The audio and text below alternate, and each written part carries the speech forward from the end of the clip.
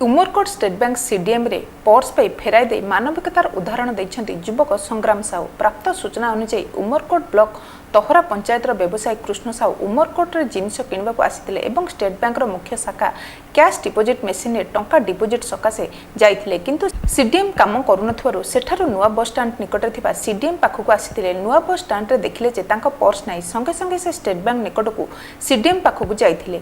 सेठारे उमरकोट कुसुगुमडार युवक संग्राम साहू पर्स धरी पर्स मालिक को खोजी बुलुथिले। कृष्ण साहू पर्स खोजाखोजी करिबारु तांका पर्स फेराई दिले। कृष्ण साहू अनुसार पर्स रे 12,000 टंका सह पैन कार्ड, एटीएम कार्ड, आधार कार्ड, बिल आदि कागजपत्र थिला। आजिर दुनिया रे परधन उपरे अधिकांश लोकंको आखि थिबा बेले शॉर्टकट उपाय रे धन उपार्जन सकाशे तत्पर थिबा बेले टंका भर्ती पर्स पाई मध्य फेराई दे मानविकतार परिचय दैछंती बोली चर्चा जोर धरिछि। उमरकोट कृष्णा साहू को report Odisha mobile TV. Jaipatna रे चिकित्सा अभाव पुणी एक नाबालक